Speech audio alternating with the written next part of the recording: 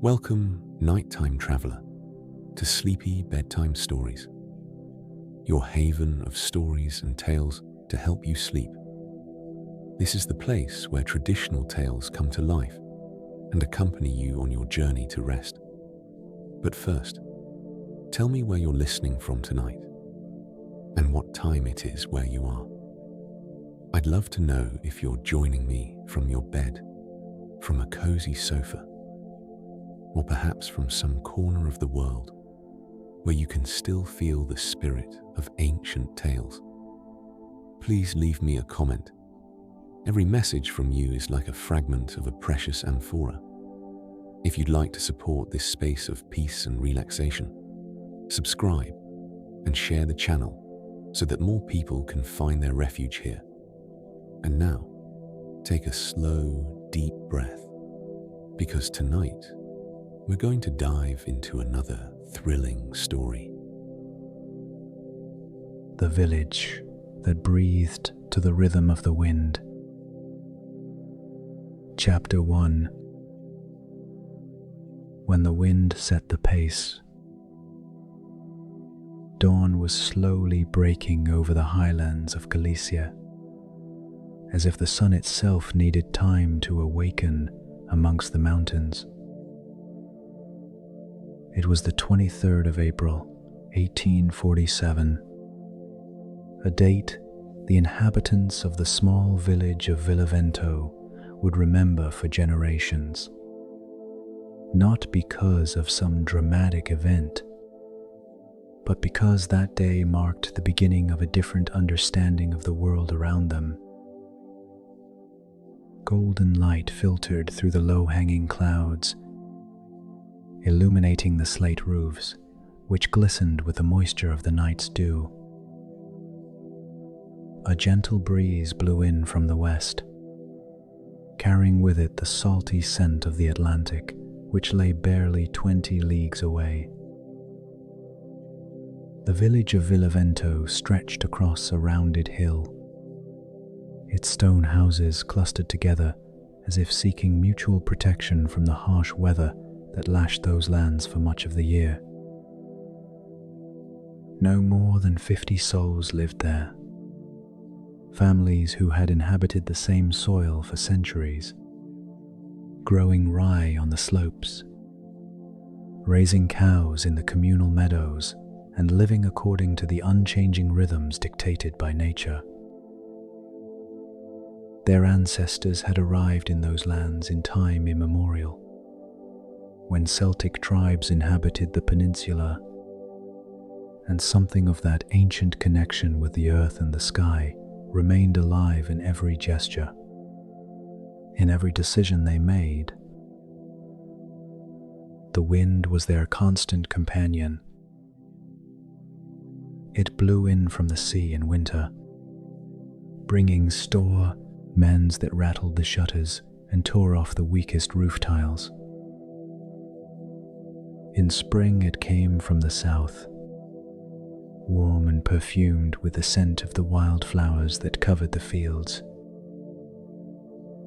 In summer it would calm down, barely a breeze caressing the cornfields, whilst in autumn it would return with force from the east, cold and dry, heralding the approach of the dark months. The people of Villavento had learnt to read the wind as others read books. They knew when to sow, when to harvest, when to repair the roofs, and when to prepare for the rains. The wind was their calendar, their clock, their silent prophet. In the highest house in the village, situated at the point where the dirt track turned into a stony path, lived the Castle family. Manuel Castle, a 52-year-old man whose back already bore the curvature of constant labor, woke every morning before dawn. That 23rd of April was no different. He rose from his straw mattress, feeling the cold of the stones beneath his bare feet, and approached the small window facing west. The wind had changed during the night. He noticed it immediately, not only because of the different sound it made as it whistled through the cracks in the house, but because of something deeper, something he felt in his bones, in the way the air pressed against his skin. He dressed slowly, pulling on his woolen trousers, patched a dozen times. The linen shirt his wife Maria had woven 3 winters ago. The dark waistcoat hat had belonged to his father. Outside, the world was beginning to take shape in the twilight of dawn. The silhouettes of the other houses emerged from the darkness, their chimneys already beginning to exhale the thin smoke of the morning fires. Manuel stepped out into the courtyard of his house, feeling the wind on his face. It was a strange wind, he thought. It was coming from the northwest, an unusual direction for that time of year, and it carried with it a quality he could not put into words. It was neither threatening nor gentle, neither warm nor cold, but something in between, something expectant, as if the air itself were waiting for something to happen. She walked towards the communal well in the center of the village, carrying the wooden bucket that creaked with every step. Other neighbors were already there. Ramon the blacksmith, with his thick arms and his face marked by the sparks of 1,000 forges, was drawing water for his animals. Teresa, the baker, wrapped in her black shawl that had belonged to her grandmother, was filling her jug with precise movements she had repeated every morning for 40 years. They greeted one another with slight gestures, with brief words that the wind carried away before they could form full conversations. It was Ramon who said it first, as he set his bucket down on the stone edge of the well and turned towards the northwest, squinting. The wind has changed. It was neither a question nor a casual remark is less than number, 2 hash is greater than. It was a statement laden with meaning, the shared acknowledgement of something everyone had noticed, but no one had yet put into words. Teresa nodded slowly, her hands still holding the jug against her hip. "It feels different," she said, in that soft voice she used for important truths. "I haven't felt a wind like this since I was a child." Manuel nodded too, feeling the weight of those words. In a community where every change in the weather could mean the difference between a good harvest and famine, where every cloud and every gust of wind were studied with the attention a scholar devotes to ancient manuscripts, a change in the wind was no trivial matter. It was a sign, a message that had to be interpreted. Throughout the morning, as the sun rose slowly in the sky and the clouds scattered like sheep frightened by an invisible dog, the wind continued to blow with that strange quality. The men went out into the fields, carrying their sickles and hoes, preparing for the day's work. The women went about their chores, feeding the hens, milking the cows, spinning the wool that would become clothing for the coming winter.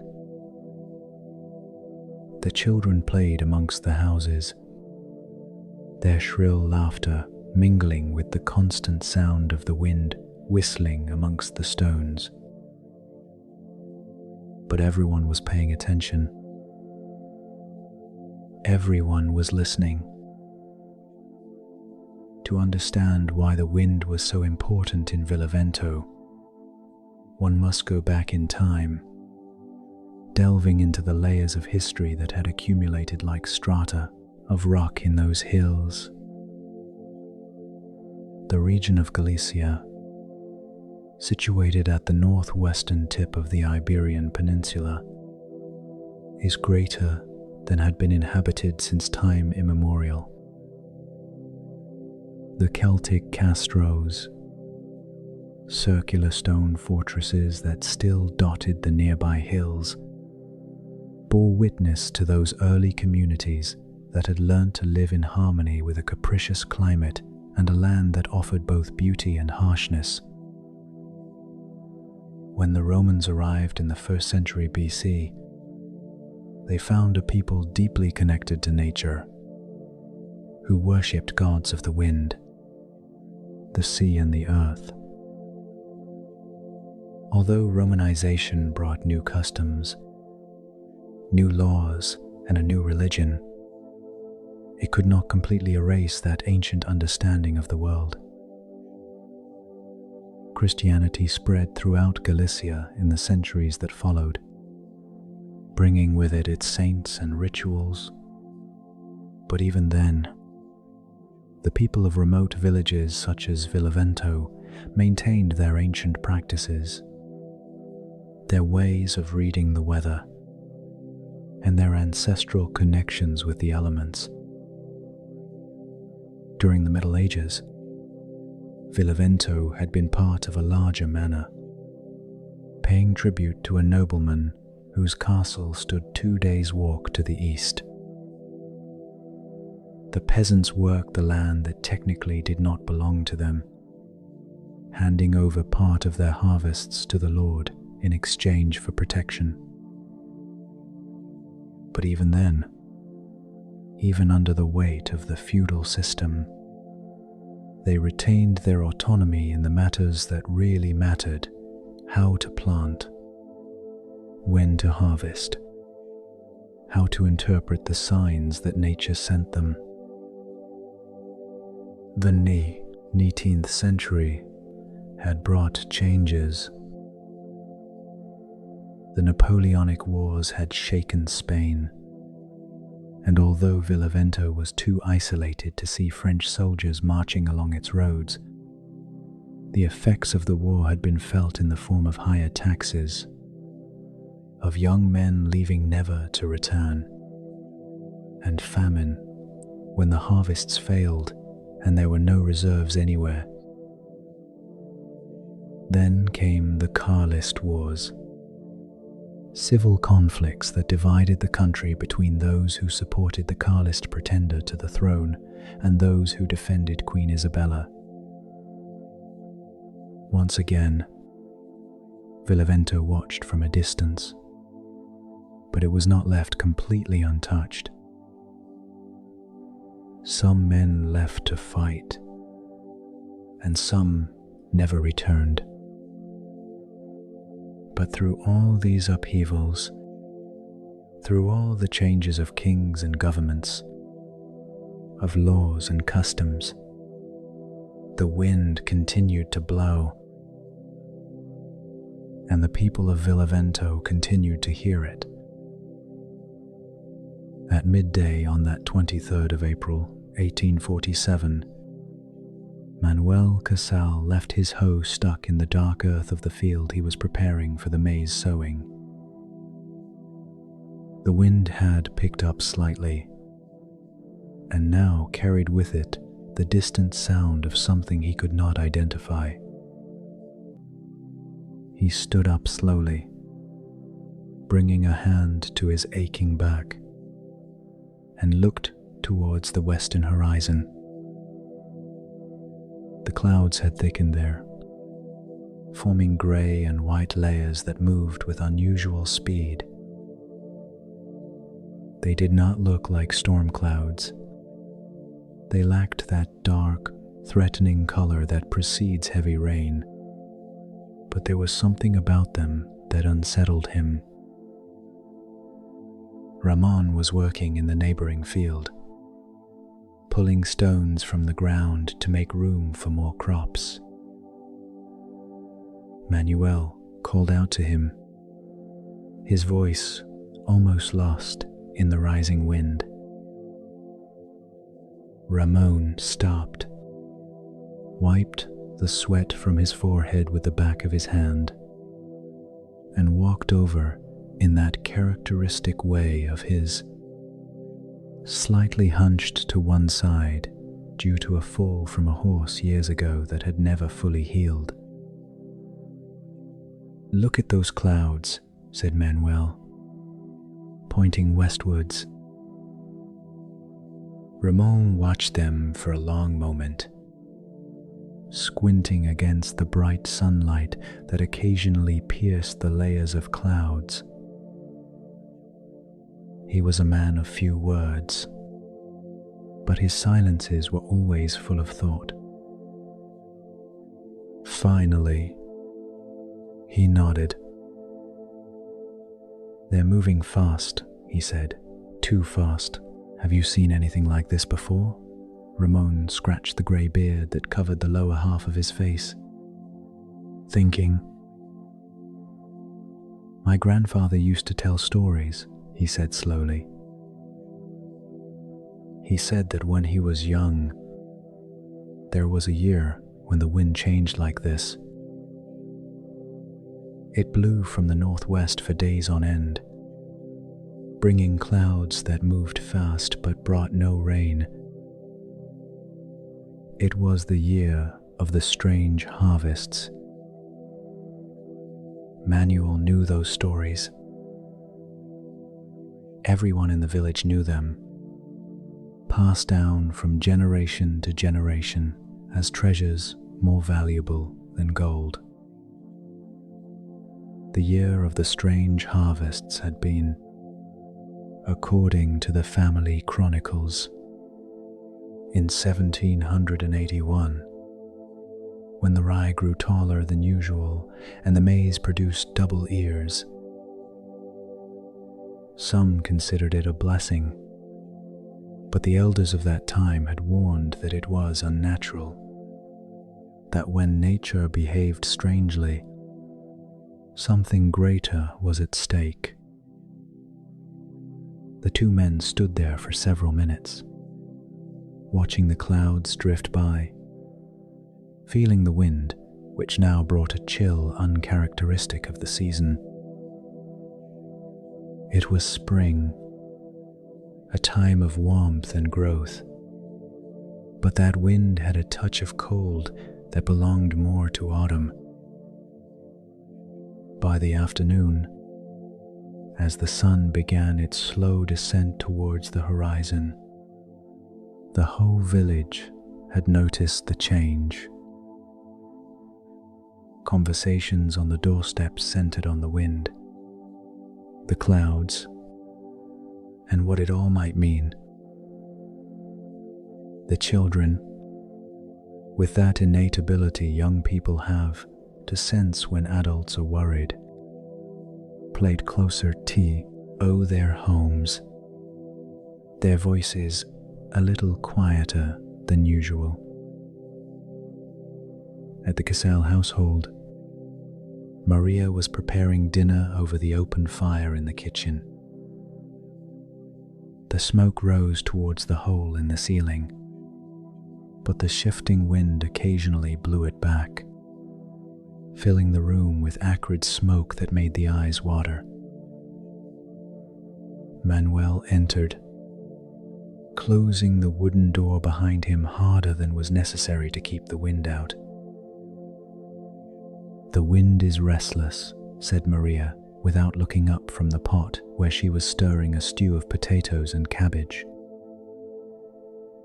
It wasn't a question. After 30 years of marriage, she knew her husband well enough to read his concern in the way he walked, in the way he closed the door. "Yes," replied Manuel, stepping closer to the fire to warm his hands. Ramon says it reminds him of his grandfather's stories. The year of the strange harvests. Maria nodded slowly. She knew those stories too. Her own grandmother had told her about that year, adding details that weren't in the versions the men told. She had spoken of how the animals behaved strangely, how the cows gave more milk but were nervous, how the birds changed their flight patterns. "Do you think it's the same thing?" asked Maria, now looking at her husband. Manuel shrugged, a gesture that conveyed more uncertainty than his words would express. "I don't know," he said, "but we must be on our guard. I'll speak to Antonio tomorrow." Antonio was the oldest man in Villavento, an 83-year-old whose memory stretched further back than that of any other living inhabitant of the village. He had been born in 1764, in the time of King Charles III, and had lived through wars, famines, epidemics, and all manner of upheavals.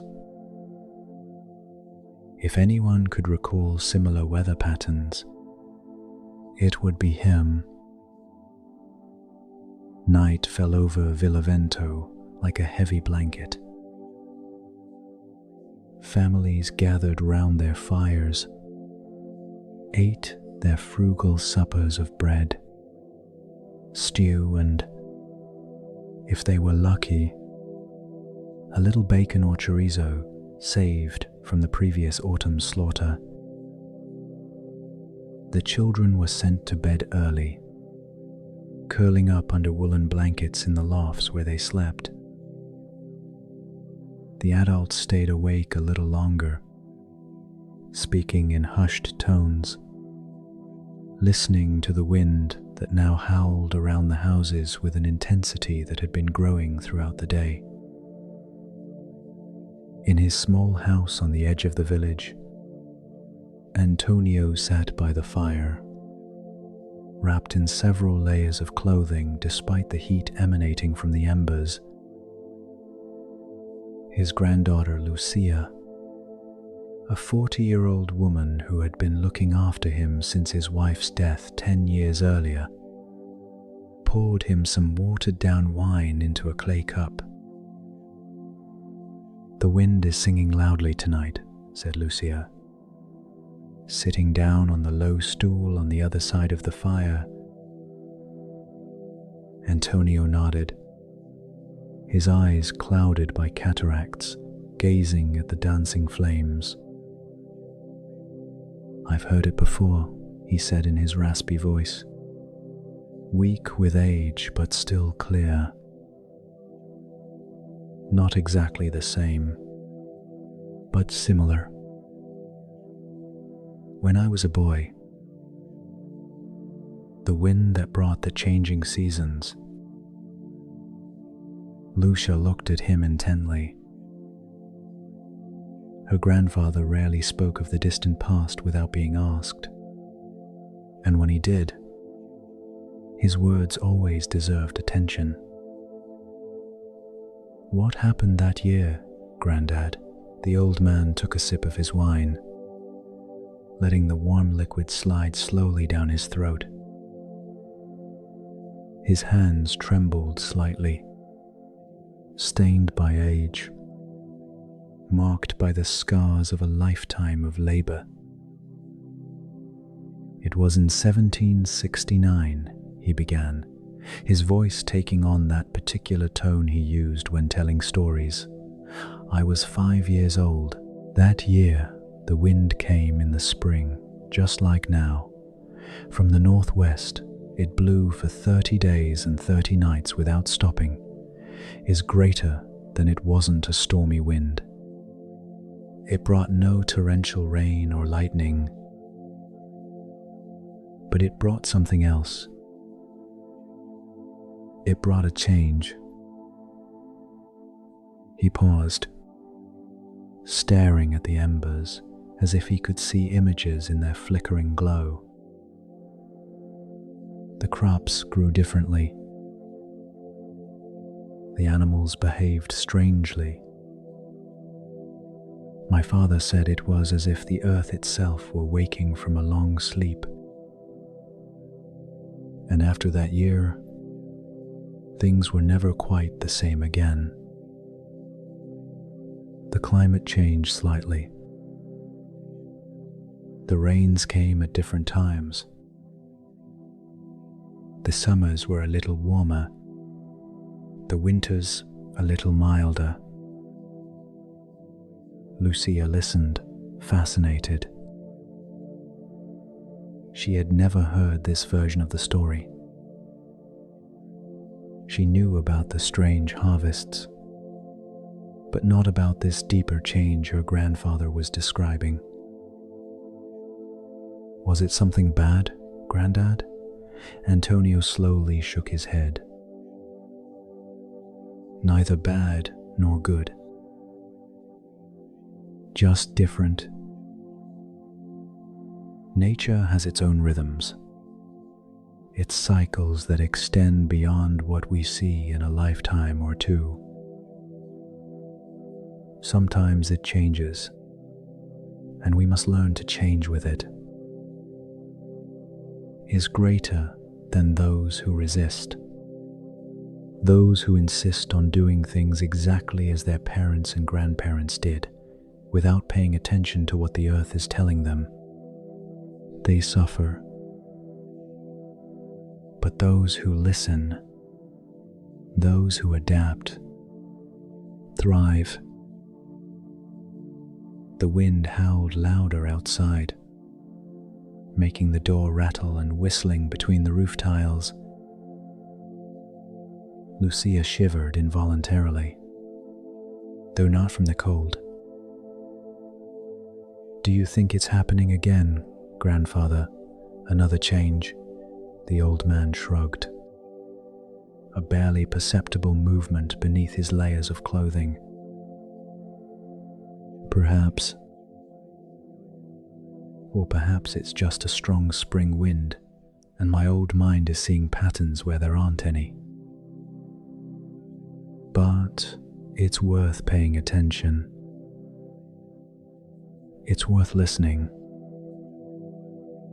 The following morning, 24th of April, 1847, Manuel Casal walked to Antonio's house shortly after dawn.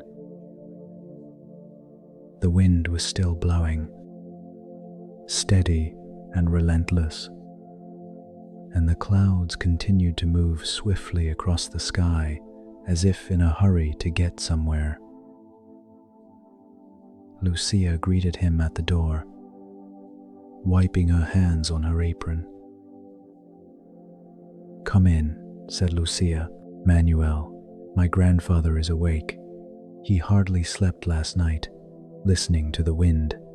Manuel entered the small house, his eyes taking a moment to adjust to the dim light inside. Antonio was sitting in the same spot where he had spent the night, wrapped in blankets, looking towards the window, though he probably couldn't see much through his clouded eyes. "Good morning," said Manuel, approaching the fire. "Good morning," replied the old man. "Manuel, have you come to ask me about the wind?" It wasn't a question. Manuel smiled slightly. Antonio had always had that ability to know what people wanted before they spoke. Yes, we're all worried. This wind, these clouds,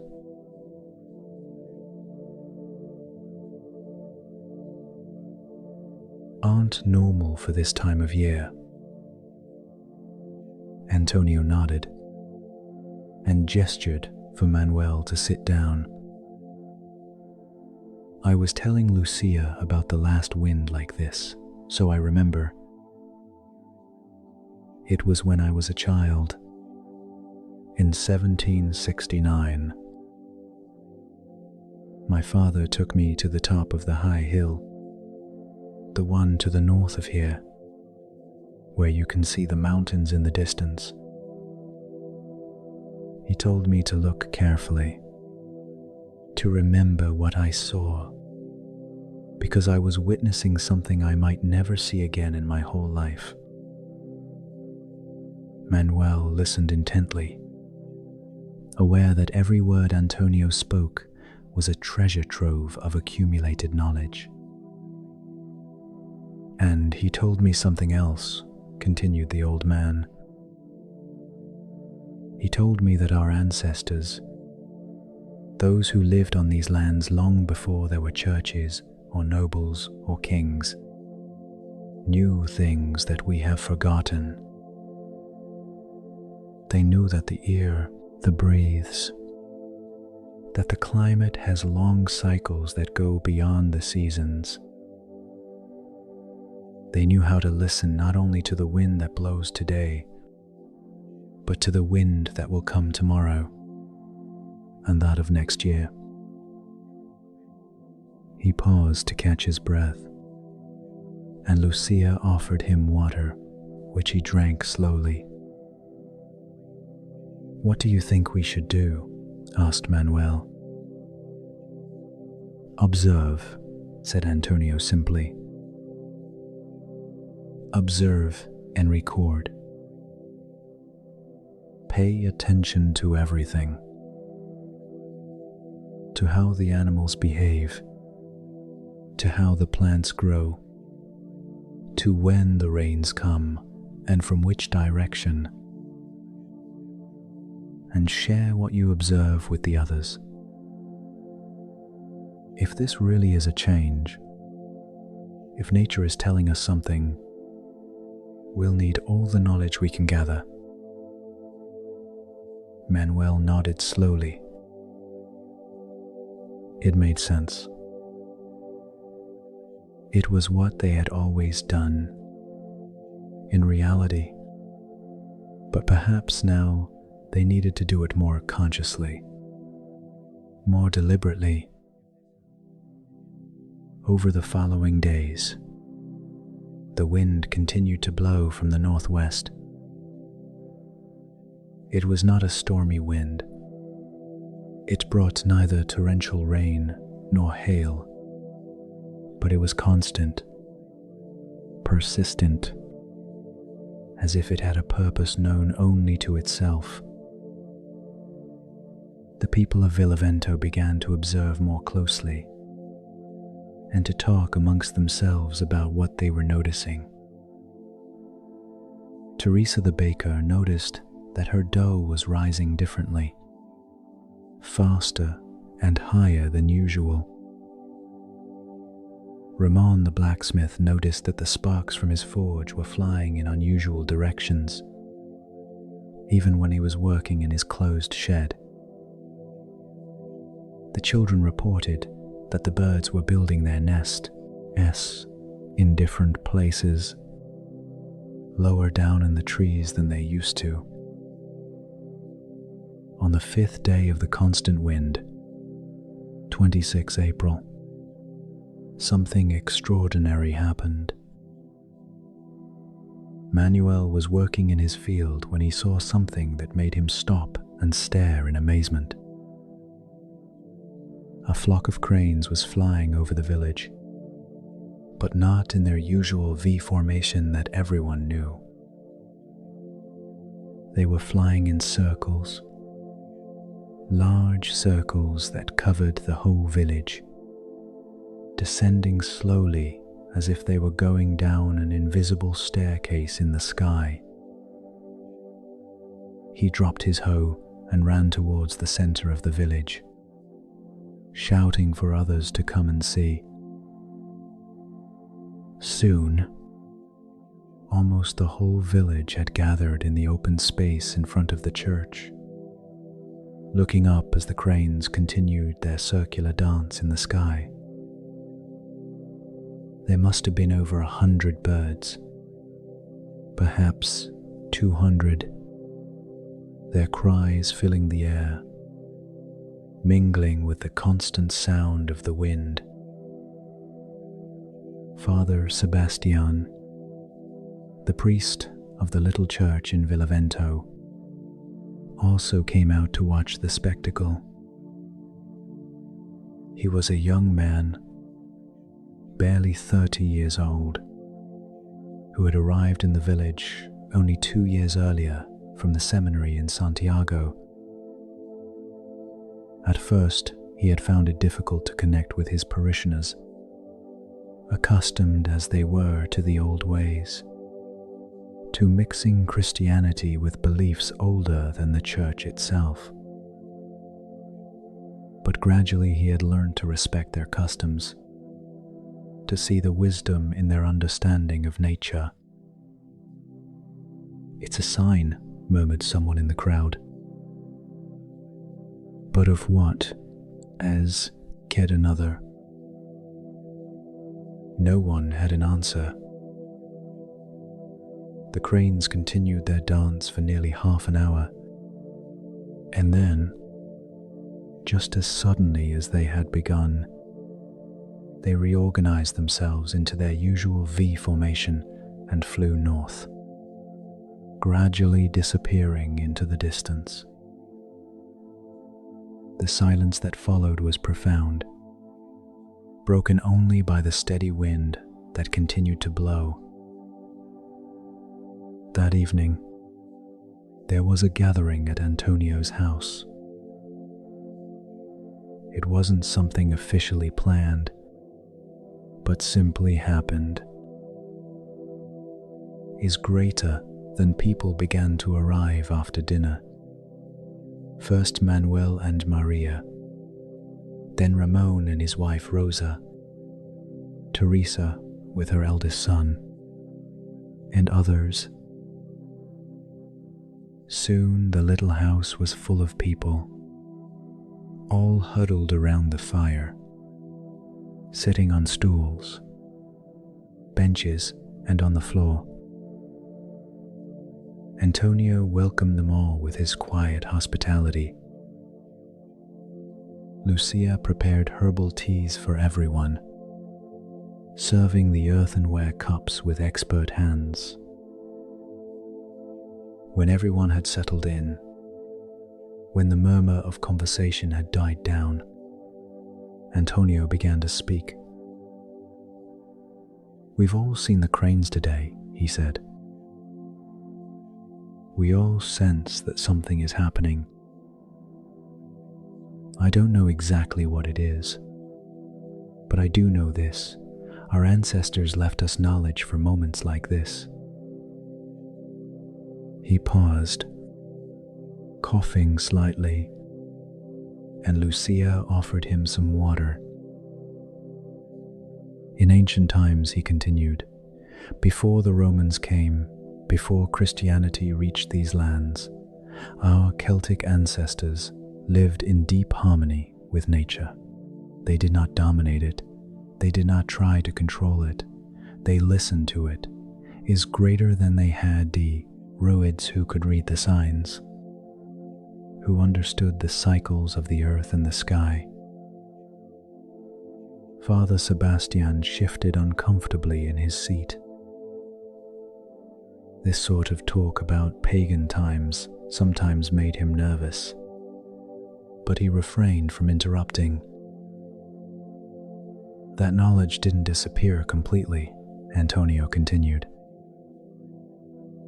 "It was passed down, from grandparents to grandchildren, mixed with the new beliefs that came later.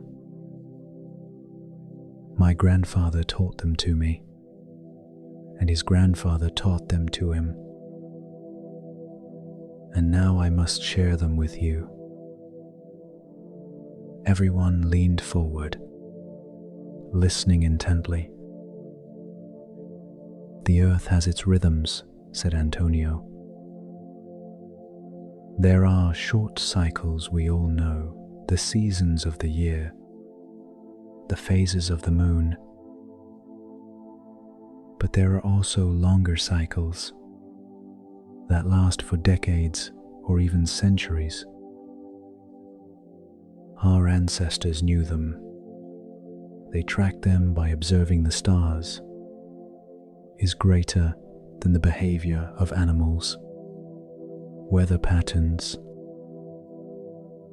They knew that roughly every 80 years, something changed. It wasn't anything dramatic. It wasn't the end of the world, but a subtle readjustment in how nature worked. Ramon spoke from his spot near the door. Are you saying we're in one of those moments now? It could be, replied Antonio.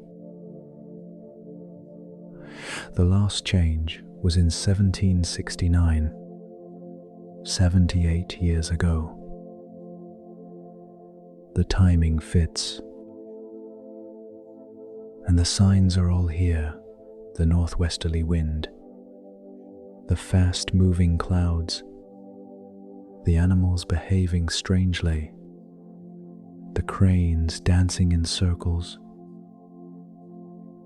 Teresa, who had been listening in silence, finally spoke. If that's the case, if something really is changing, what should we do? Antonio smiled. A faint smile, yet full of a strange joy. What we've always done. Observe, adapt, work with nature rather than against it. But now, we must be more aware, more deliberate. We must record everything we see, share our observations, learn together. Manuel nodded slowly. We could keep a record, he suggested. Write down what we observe every day, the wind, the weather, the behavior of the animals, how the crops are growing. Good idea, said Antonio. And not just for us, for future generations, so that when this happens again, they'll have knowledge to draw on. Father Sebastian, who had been listening to everything with growing attention, finally spoke. I can help with that. I can read and write. We can keep a record in the sacristy, available to everyone. There were murmurs of approval around the room.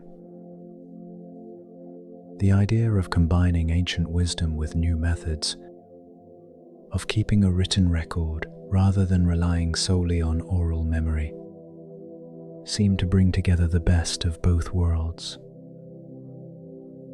And so began what would come to be known in the years to come as the Book of the Winds of Villavento. Every day, different people from the village visited the church to report their observations to Father Sebastian, who carefully recorded them in a large leather book with thick paper pages. The wind that blew, the direction of the clouds, the behavior of animals, the growth of the plants. Everything was noted down with the date and time. Weeks passed, and the northwesterly wind gradually began to die down. It did not stop abruptly, but gradually subsided, like a receding tide. By mid-May, it had returned to its normal spring patterns, blowing gently from the south, bringing warmth and the sweet scent of wildflowers. But something had changed. The people of Villavento could feel it in their bones. They could see it in the way their crops grew, in how their animals behaved. The rye in Manuel's fields grew taller that year than it had in generations. Ramon's cows produced more milk. Teresa's vegetable garden flourished with an abundance she had never seen before. It wasn't dramatic. It wasn't miraculous. It was just a subtle change, a readjustment in the balance of things. But it was perceptible to those who knew how to look. As the summer of 1847 wore on, the entries in the Book of Winds became more detailed, more sophisticated. People began to notice patterns, to make connections they had never seen before. They observed that when the wind blew from the west in the morning and shifted to the south in the afternoon, rain would follow the next day. They noticed that certain clouds in specific shapes preceded changes in temperature. They learned to read the sky with a precision that rivaled any scientific instrument. Father Sebastian, fascinated by this project, began to incorporate observations from ancient texts he found in the bishop's library in Santiago. He discovered that medieval monks had kept similar climate records, documenting patterns stretching back centuries. He brought copies of these documents to Villavento, and the villagers studied them eagerly, connecting their own observations with those of people who had lived long before them. By autumn, something remarkable had happened in Villavento. The village had become a center of knowledge about the climate and natural patterns.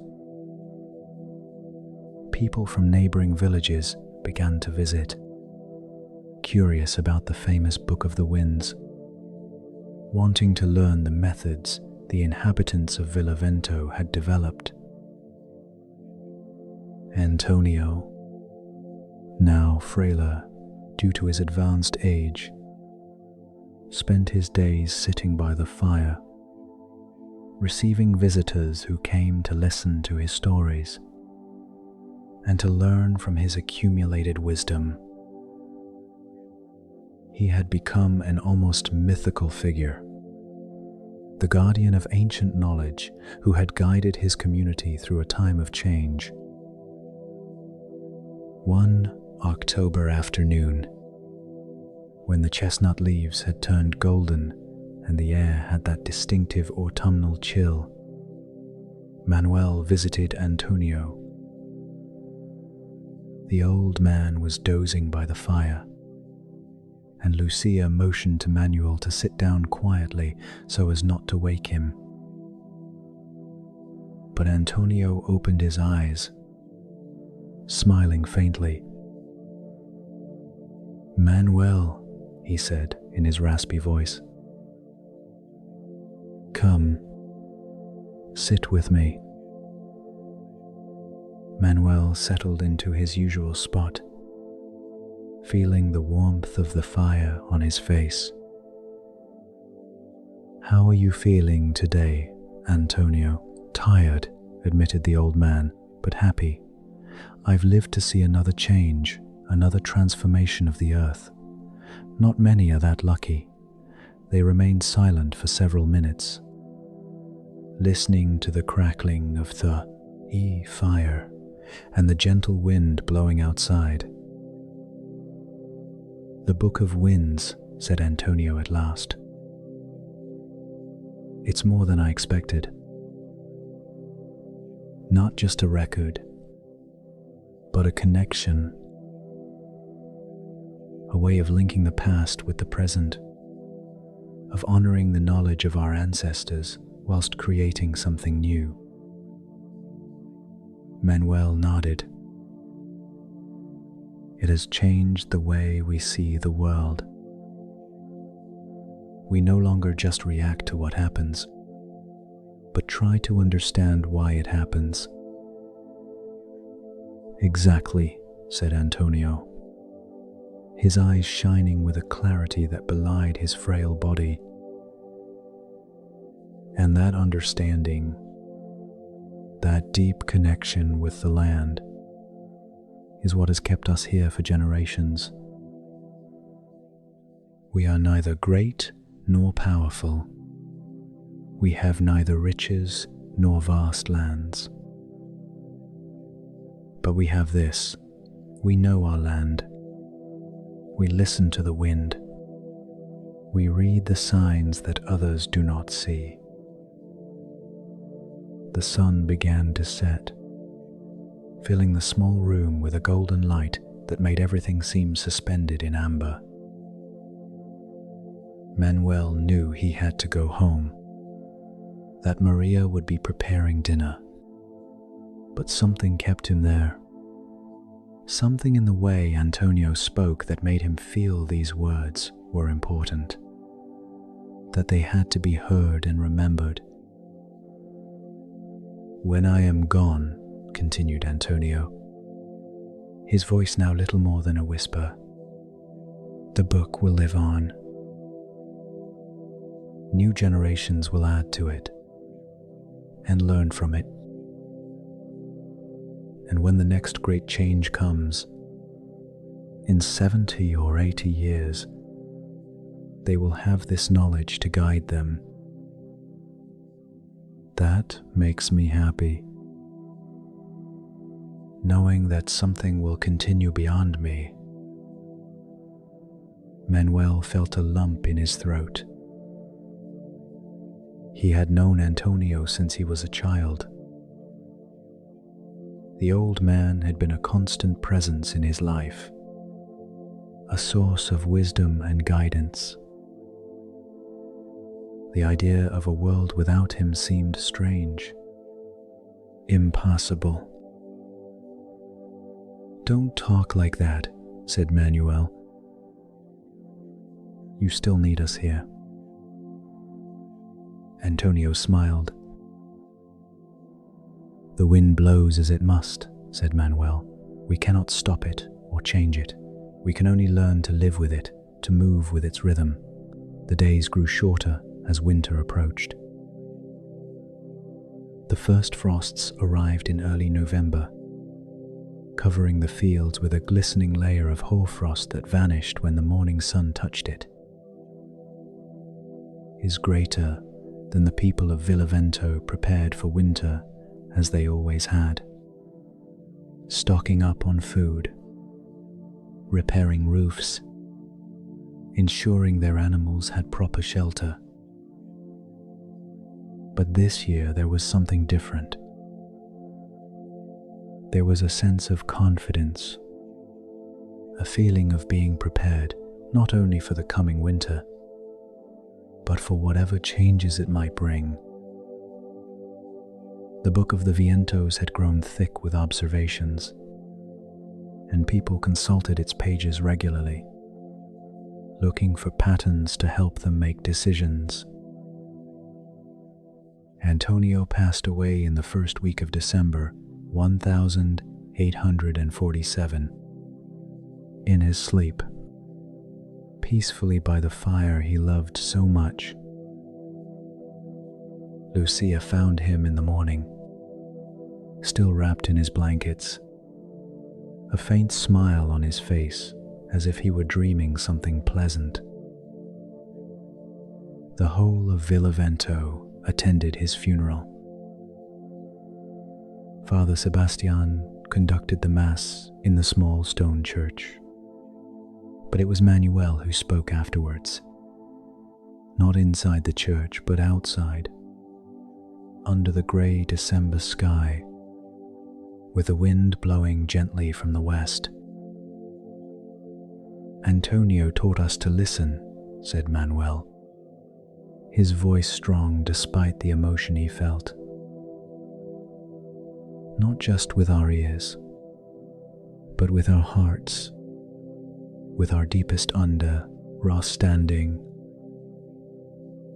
He taught us that we are part of something greater, that our lives are interwoven with the earth, the wind, the sky. And he taught us that knowledge is worth more than gold, that it must be shared, preserved, passed on to future generations. The people nodded, wiping tears from their faces. Antonio was buried in the small cemetery behind the church, in a spot where he could look west, towards the ocean he had never seen, but whose wind he had felt every day of his long life. The days passed, turning into weeks, and the weeks into months. The winter of 1847 to 1848 was mild, milder than anyone could remember. The snowfalls were light. Temperatures rarely dropped low enough to freeze the roads. The Book of Winds recorded it all, documenting this unusual winter as part of the greater pattern of change that Antonio had predicted. When spring returned in 1848, it brought with it extraordinary greenery. The fields blossomed with an abundance that rivaled the tales of the year of the strange harvests.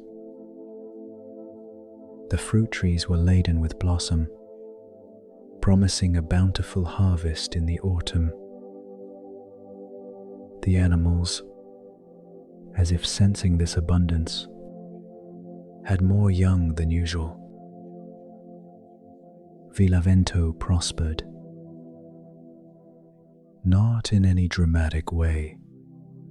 They did not become rich or famous, but there was a sense of well-being, of being in harmony with the natural world around them.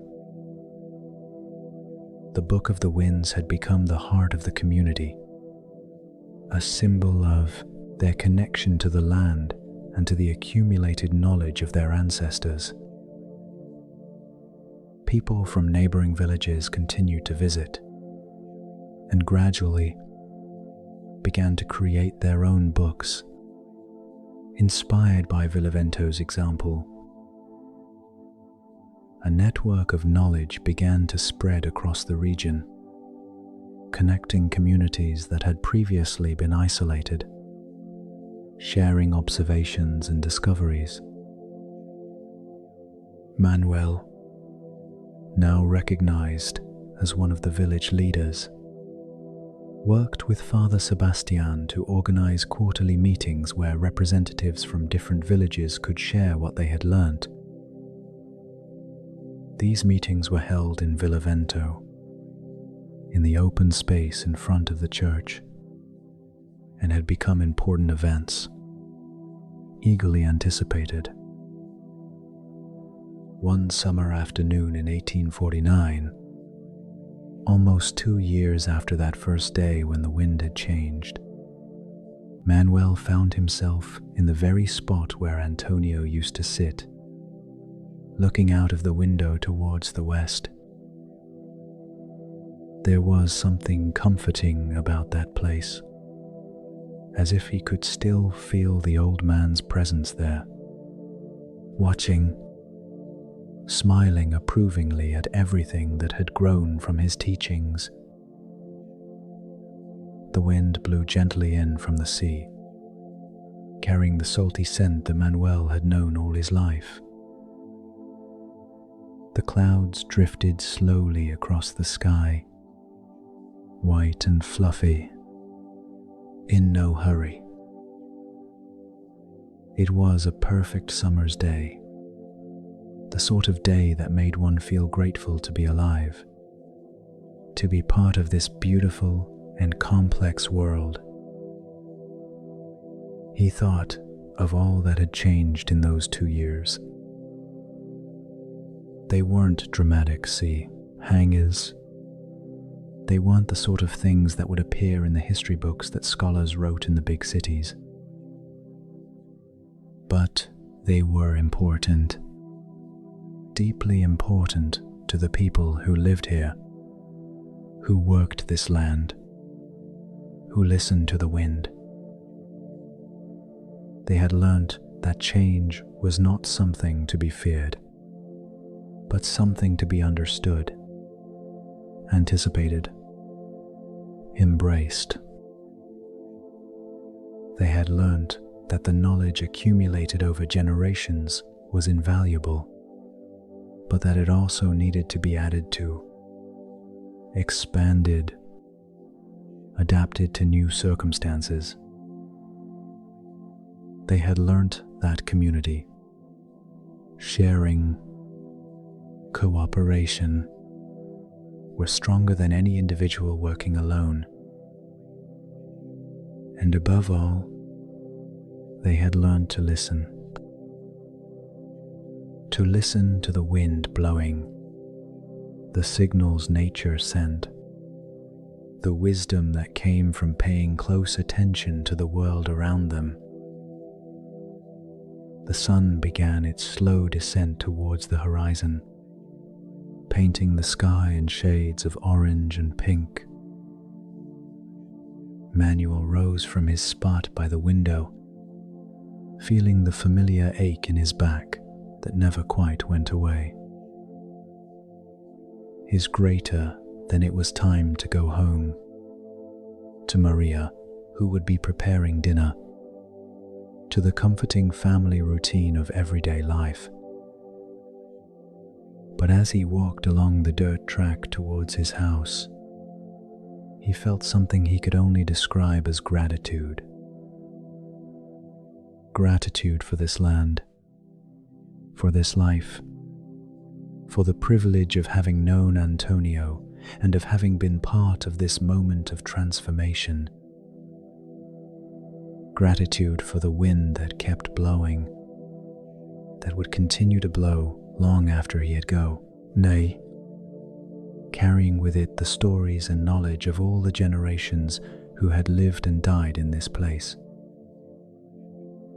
The wind whispered through the cornfields, causing the green leaves to bend and straighten in a constant dance. And in that whisper, if one listened closely enough, one could hear the voices of those who had come before, mingling with the voices of those who are here now, all united in an eternal song of connection with the earth. The village of Villavento would continue to live according to the rhythm of the wind, as it had done for centuries, as it would continue to do for centuries to come. And in the pages of the Book of the Winds, in the careful observations recorded day after day, year after year, there lay a testimony to this profound relationship between the people and the nature that sustained them. The day was slowly fading, giving way to night. The stars began to appear one by one in the darkening sky. The wind continued to blow, gentle and steady, an eternal presence in a world of constant change. And in Violevento, lights came on in the windows of the houses. Fires were stoked in the kitchens. Families gathered around their tables. Life went on as it always had, marked by the rhythm of the wind, guided by the wisdom of the past, looking hopefully towards the future. Night enveloped the village in its dark and silent embrace, interrupted only by the eternal sound of the wind whispering its secrets to those who knew how to listen. Tuhash is greater than the village that breathed to the rhythm of the wind. Chapter 2. The houses that learn to breathe. The light of dawn filters through the wooden slats, tracing golden lines across the hard-packed earthen floor. The wind has died down during the night, leaving a strange silence that hangs over the village like a damp blanket. In the Martinez household, the oldest in the village, Clara wakes before the sun has fully risen. Her bare feet touch the cold floor, and for a moment she stands still, listening. Something has changed.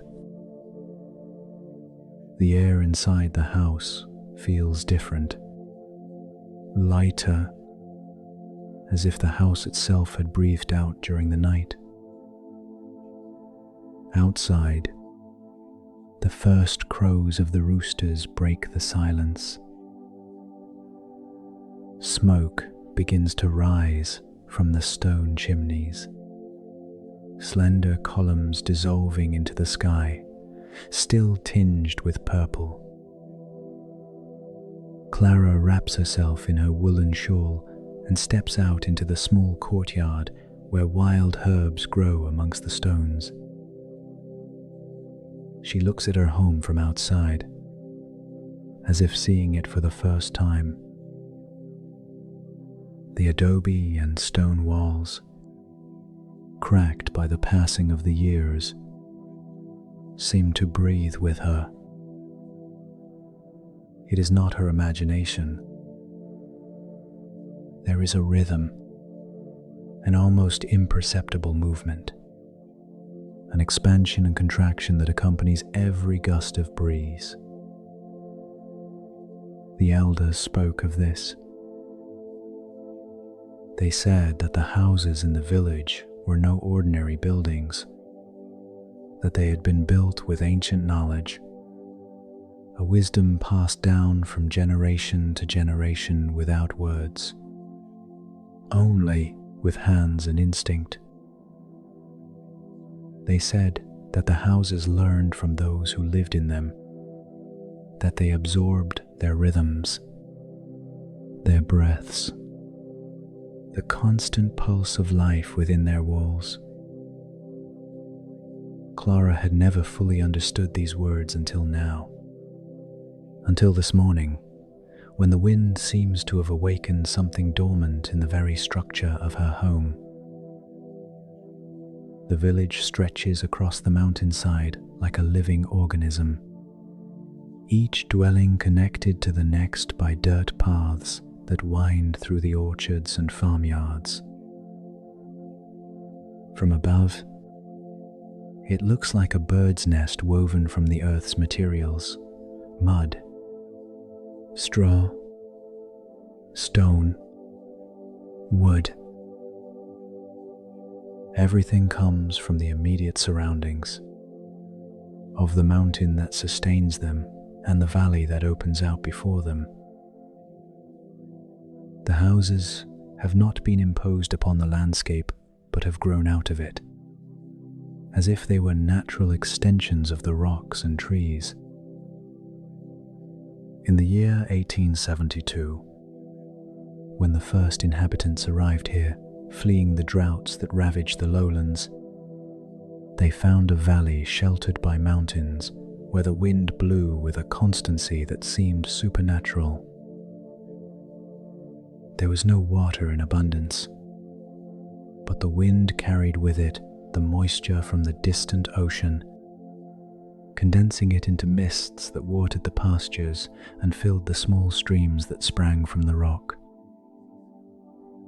The founders quickly realized that surviving in this place meant understanding the wind, learning its language, its temperament, its patterns.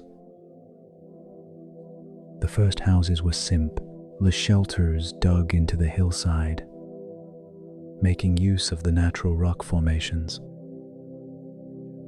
But they soon discovered that the wind showed no respect for these basic structures. The violent autumn gales tore off the thatched roofs and brought down the makeshift walls.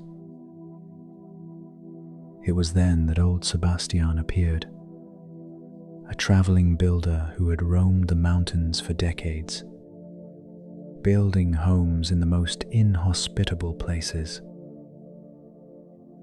Sebastian didn't say much, but he observed everything. For weeks he sat at different points in the valley, in silence, with his eyes closed, feeling the wind. One afternoon, as the sun sank, dyeing the clouds orange and crimson, Sebastian gathered the villagers and showed them his hands. They were covered in scars, gnarled, weathered by a lifetime's work. He told them that those hands had built more than 100 houses, and that all of them were still standing because they had learned to breathe. The villagers looked at him, not understanding. Sebastian smiled, a smile with few teeth but full of wisdom, and began to draw on the ground. He drew circles and lines, explaining how the wind flows around objects, how it seeks the paths of least resistance, how it can be guided and channeled if its nature is understood. A house that fights against the wind is doomed to destruction, he told them. But a house that breathes with the wind, that allows it to come and go, that moves with it rather than against it, that house will last for generations. The founders listened with growing attention. Sebastian taught them to build thick walls of adobe mixed with straw, which absorbed the impact of the wind without breaking. He showed them how to create strategic openings in specific places, small windows and slits that allowed air to circulate through the house without creating destructive pressure.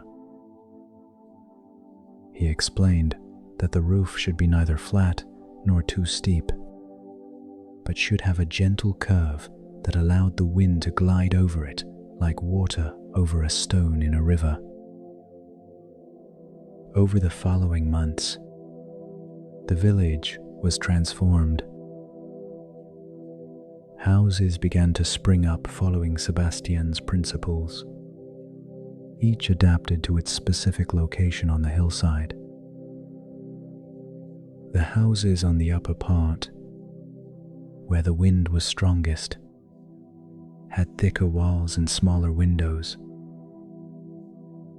Those in the lower part, better sheltered, could afford more generous openings that let in the sunlight. But they all shared the same fundamental feature. They were designed to allow air to flow through them. Clara remembers the stories her grandmother used to tell her about those early years. Stories of nights when the wind howled with such fury that it seemed as though the whole world were about to collapse. But the houses held firm, swaying gently, creaking like ships on the high seas, but never breaking. Her grandmother described how, inside, the family would huddle by the fire, listening to the dialogue between the house and the wind, an exchange of sighs and whistles that became a sort of lullaby. The sun is already high in the sky when Clara decides to walk through the village. She passes by Don Emilio's house, the blacksmith, whose home has walls reinforced with river stones. Don Emilio is in his workshop, the hammer striking the red-hot iron with a steady rhythm that blends with the whisper of the wind. The blacksmith's house is special because it has to withstand the intense heat of the forge. So Sebastian designed a ventilation system that draws the hot air out through the roof whilst allowing fresh air to enter through openings near the floor. The result is a constant draft that keeps the interior livable even on the hottest days of summer. Further on is the Lopez family's house, a family of weavers. Their home has a special room where they store the wool and work at the looms. This room needed to be kept dry but well ventilated so that the wool would not become matted with damp. Sebastian built an ingenious system of air ducts in the walls that created constant circulation without direct drafts that might blow the strands of wool about whilst they worked. Every house in the village is unique, adapted to the needs of its inhabitants and the specific location where it stands. But they all share the same fundamental principle. They are living structures that interact with their surroundings rather than attempting to isolate themselves from them.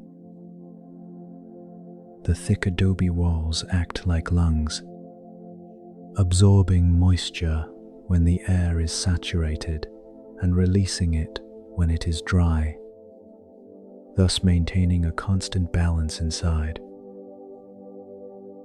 In the year 1903, a storm of legendary proportions lashed the region. The winds reached speeds never seen before, uprooting centuries-old trees and hurling them down the hillside as if they were twigs. In the neighboring valleys, entire villages were destroyed. But here, in this village that had learnt to breathe in time with the wind, the houses held firm. They swayed, creaked, groaned under the onslaught, but did not fall. The inhabitants took refuge indoors, listening to the roar of the storm, feeling their homes move slightly, as if dancing with the fury of the heavens.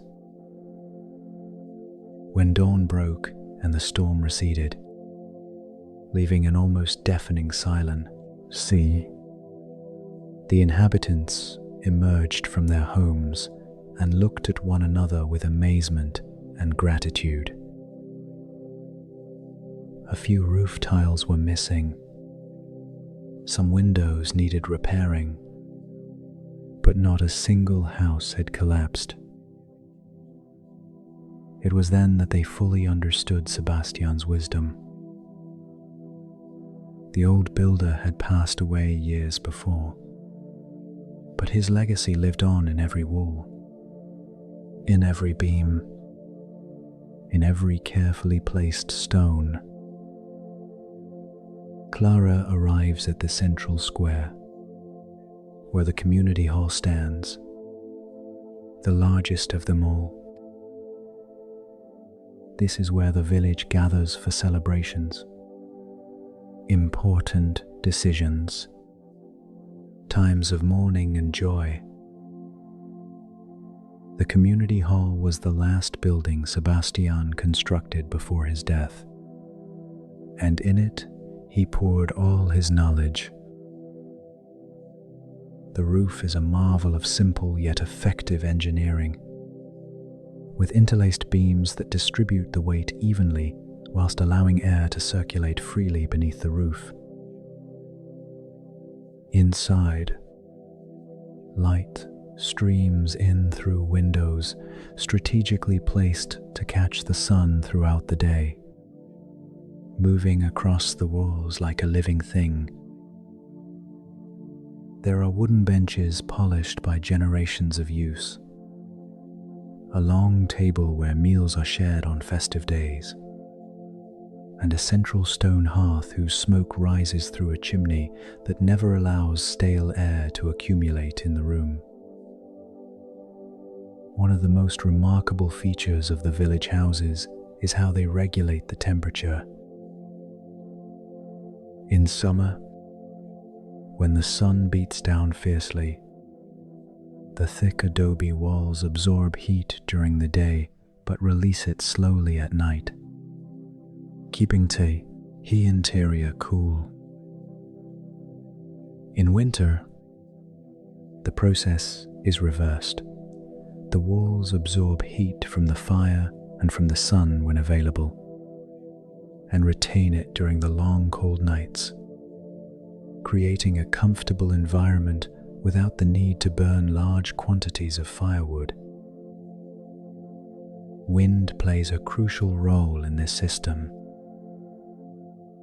Strategically placed openings allow hot air to escape through the upper parts in summer, whilst cool air enters through the lower parts, creating constant natural ventilation. In winter, these same openings can be partially closed with shutters and curtains to retain the heat, but always allowing a small amount of air to circulate, preventing the air from becoming stuffy and stale. Clara enters the village hall and sits on one of the benches, near a window. From here, she can see the whole village stretching out across the hillside. It is mid-morning, and the wind has begun to blow more strongly, as it usually does at this time of day.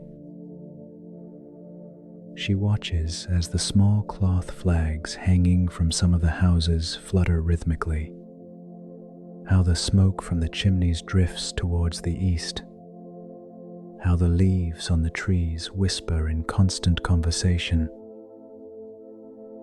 He thinks of his great-grandfather, one of the first settlers who worked alongside Sebastian. He was told that he was a quiet man, with large hands and a strong back, who spent hours mixing the adobe until he achieved the exact consistency. The adobe couldn't be too runny or it would crack as it dried. It couldn't be too dry or it wouldn't bind proper. Why? It had to have just the right proportion of clay, sand and straw, mixed with water until it reached a texture that felt right in the hands. His great-grandfather learnt to feel this texture, to recognize it instinctively.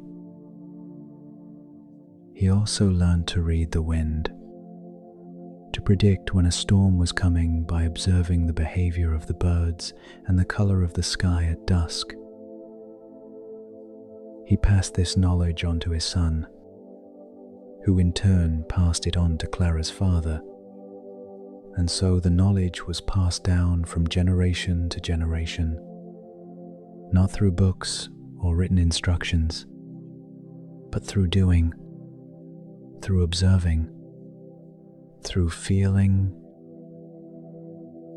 In the year 1928, when Clara was just a little girl, there was a terrible drought that lasted 3 whole years.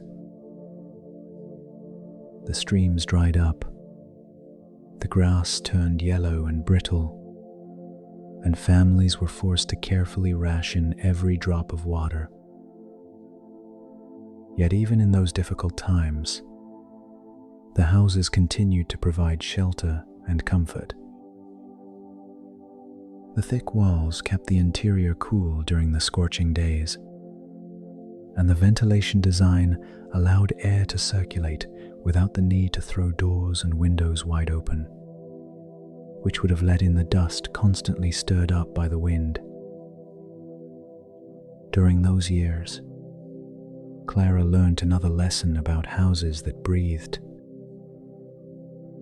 Not only did they protect from the weather outside, but they also created an indoor atmosphere that sustained spirits and hope. When outside everything was dry and desolate, inside the houses there was coolness and shade.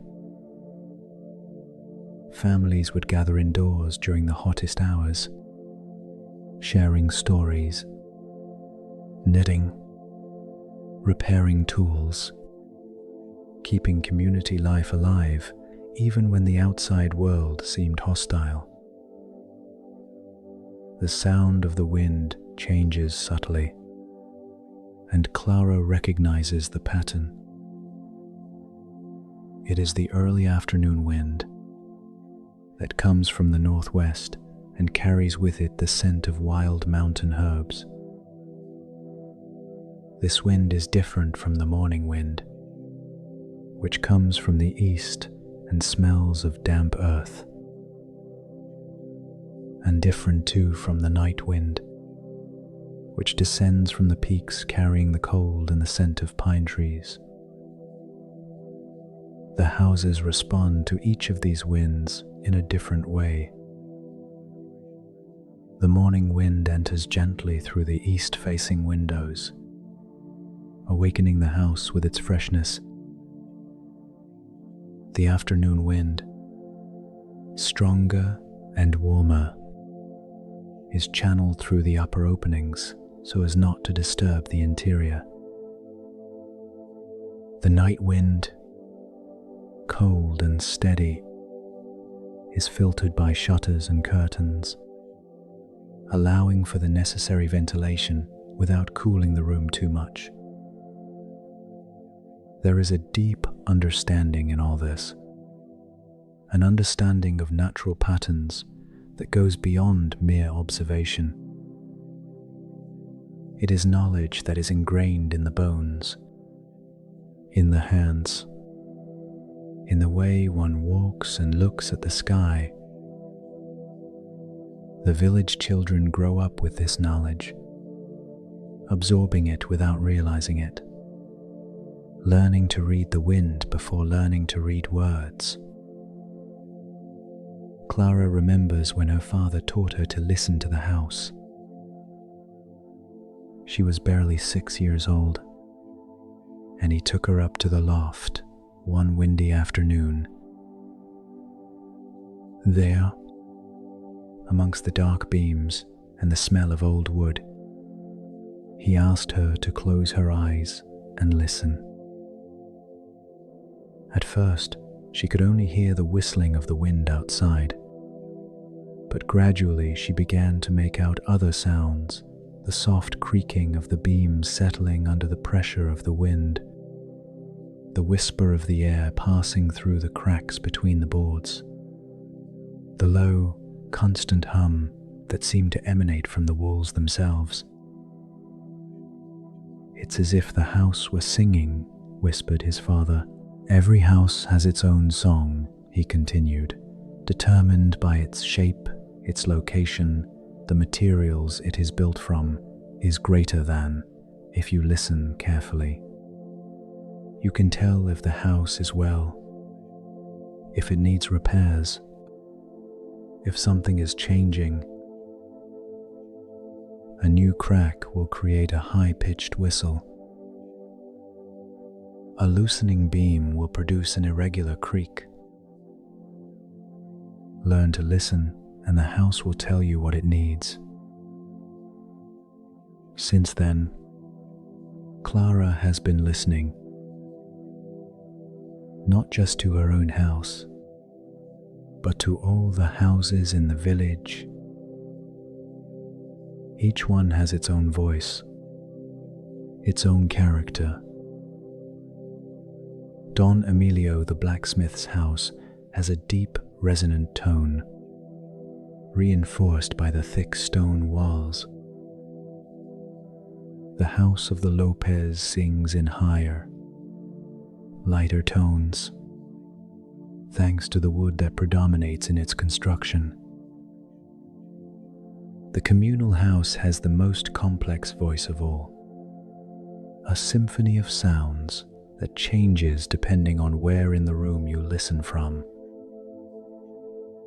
The sun begins its descent towards the horizon, tinging the sky with golden and pink hues.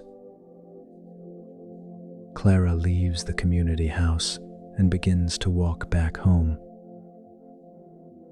The shadows lengthen, drawing intricate patterns on the dirt paths.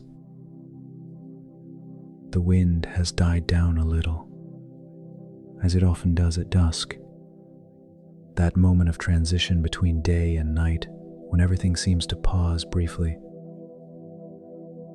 She passes by the community garden, where the plants sway gently. Here, too, the same principle applies, working with the wind rather than against it. The crops are arranged in rows that follow the natural patterns of airflow is less than has-hown, number is greater than with the taller crops to the north, shielding the shorter ones from the prevailing wind, but without completely blocking the circulation that prevents disease and keeps the plants healthy. In the year 1945, after the war that had shaken the world had ended, some young people from the village returned, bringing with them ideas of modernization.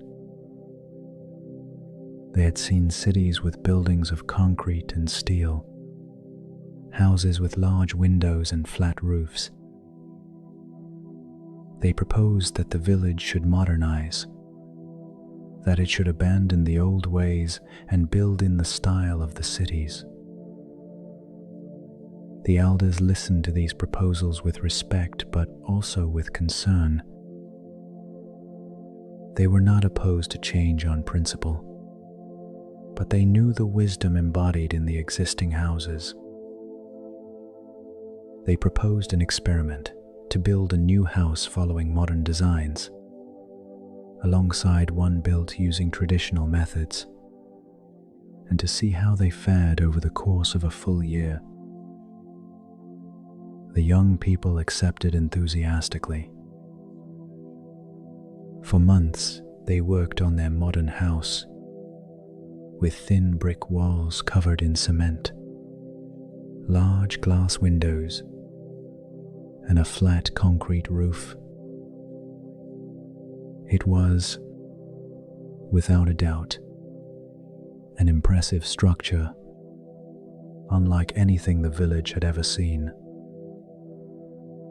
Meanwhile, the elders built the other house, following Sebastian's methods, with thick adobe walls, small but strategically placed windows, and the characteristic curved roof. The first winter revealed the differences. The modern house was beautiful but cold. The thin walls did not retain heat, and the large windows let all the warmth of the fire escape. The inhabitants had to burn enormous quantities of firewood to maintain a livable temperature. When the strong January wind blew, the windows rattled alarmingly, and a constant, annoying whistling could be heard in the house as the air sought out every tiny crack. The traditional house, by contrast, remained warm and quiet. The fire heated the thick walls, which then radiated that heat for hours. The wind passed over the curved roof without creating turbulence, and the small openings allowed for the necessary ventilation without creating uncomfortable drafts. Summer brought the opposite problem. The modern house turned into an oven under the relentless sun. The flat concrete roof absorbed the heat and radiated it into the interior throughout the night. The large windows, whilst letting in plenty of light, also let in the heat. The traditional house, however, remained cool. The thick walls acted as insulation, and the natural ventilation system created a draft that kept the interior comfortable. By the end of the year, even the most enthusiastic young advocates of modernization had to admit that the old methods possessed a wisdom that modern designs had failed to capture. The modern house was eventually remodeled, incorporating many of the traditional principles. The walls were thickened, the windows were reduced in size, the roof was modified, and little by little it began to breathe again. Clara arrives home just as the first stars begin to appear in the darkening sky. She lights an oil lamp and sits by the window. From here, she can see the lights of other houses flickering on the hillside like fireflies. Each light represents a family, a story, a life interwoven with others in the tapestry of the community. He thinks about how houses are not just physical structures, but repositories of memory. Every mark on the walls, every stain on the floor, every repaired crack tells a story. On his doorstep, there is a dent where his son, when he was little, dropped a heavy stone. On the beam above the hearth, there are marks where his father recorded the children's heights as they grew. In the east-facing window, there is a small stained glass panel that his grandmother installed, made of fragments of colored glass that cast rainbows onto the floor when the morning sun shines through them. These houses that have learned to breathe are also houses that have learned to remember. They accumulate the stories of those who have lived in them, absorbing them into their adobe walls, storing them in their wooden beams. When the wind blows, it is as if the house were whispering all these stories, a continuous narrative connecting the past with the present. Outside, the night wind has begun its descent from the mountains. Clara recognizes it by its characteristic sound, a low, constant whistle that mingles with the distant murmur of the trees. She feels the house respond, subtly adjusting to this new presence. A slight creak in the beams, a whisper in the walls, a small draft moving through the interior like a sigh. He prepares for sleep, following his usual rituals. He covers the embers of the fire so they retain their heat throughout the night without burning out completely. He adjusts the shutters, leaving them just ajar enough to allow ventilation, but not the cold. He places a jug of water by the bed, knowing that the dry night air might make him thirsty. He lies down on his wooden bed, covered with blankets woven by the women of the village, and closes his eyes. The wind sings its nighttime song, and the house responds with its own melody.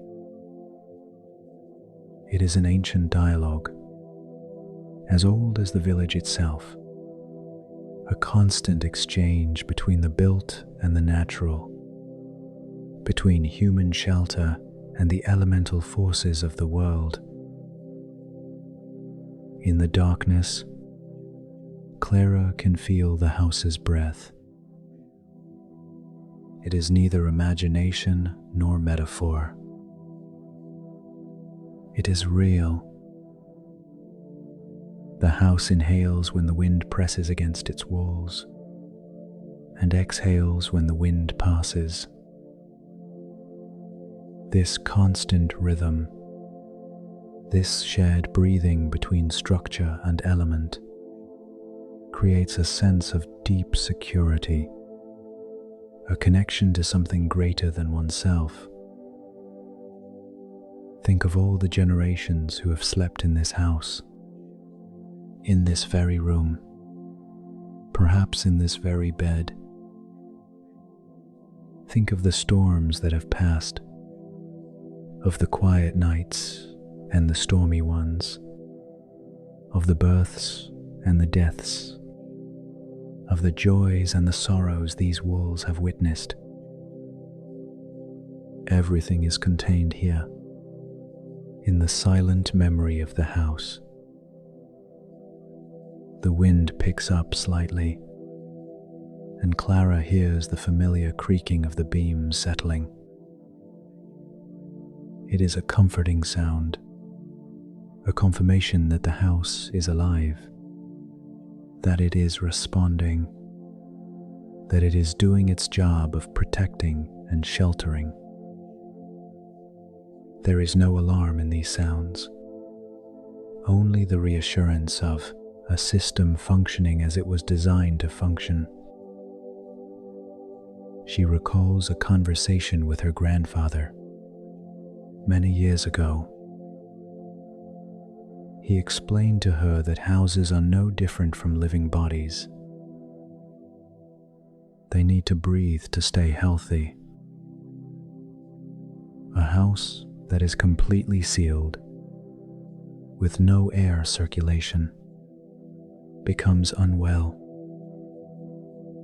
It develops mold, musty odors, an oppressive atmosphere.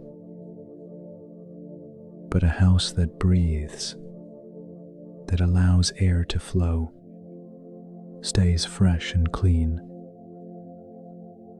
He also explained that houses, like bodies, need to adapt to the seasons. In winter, they close up a little more, retaining heat just as the body conserves energy. In summer, they open up, allowing heat to escape just as the body sweats. It is this ability to adapt that allows houses to last for generations and remain habitable and comfortable through all the changes in weather and the seasons. The silence of the night deepens. The last voices from the village have fallen silent. Only the wind and the song of the houses remain. Clara feels her own breathing synchronizing with that of the house, her chest rising and falling to the rhythm of the air currents flowing through the walls. It is a feeling of unity, of belonging not just to a place, but of being an integral part of it. At some point during the night, the wind changes direction. Clara notices it even in her sleep, because the song of the house changes too. A new pattern of sounds, a new rhythm. The house adjusts automatically. The air currents reorganizing themselves, the balance being restored, all without human intervention, all following the principles incorporated into its design over a century ago. Houses that have learnt to breathe are, at heart, houses that have learned to live. They are not inert objects, but entities participating in nature's constant cycle. They take what they need from their surroundings, give what they can, exist in a dynamic balance with the world around them. This is the lesson Sebastian left the village, a lesson that goes beyond mere construction. It is a lesson on how to inhabit the world with humility and respect, recognizing that we are not conquerors of the environment but part of it. The houses that breathe are a constant reminder of this truth.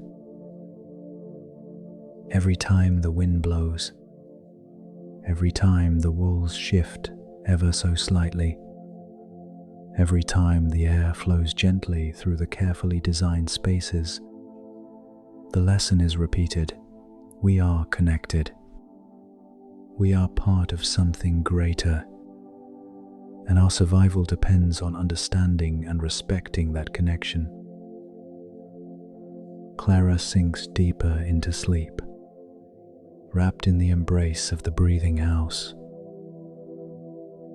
The wind continues its nocturnal song, constant and infinite, and the house continues its silent dialogue with it. In the village, in all the houses scattered across the hillside, the same ritual is repeated. Families sleeping safely whilst their homes breathe to the rhythm of the wind, a cycle as ancient as life itself, as constant as the beating of the heart.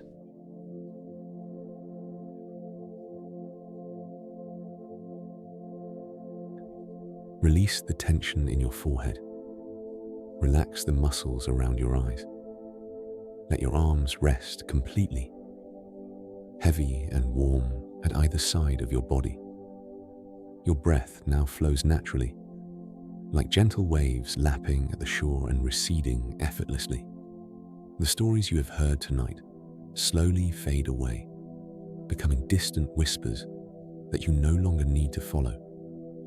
If this journey through time has served you well, you can support this space by liking, subscribing, or sharing your thoughts in the comments. That way, more people seeking rest may find refuge here. And if you are still awake, there is another story waiting in silence, ready to guide you deeper into sleep. But for now, let the voices of the past fade gently away. Let the names, dates, and events melt into the mist of the night's oblivion.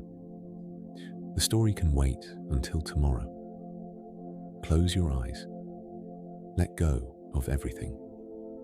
Rest deeply, and may you have sweet dreams.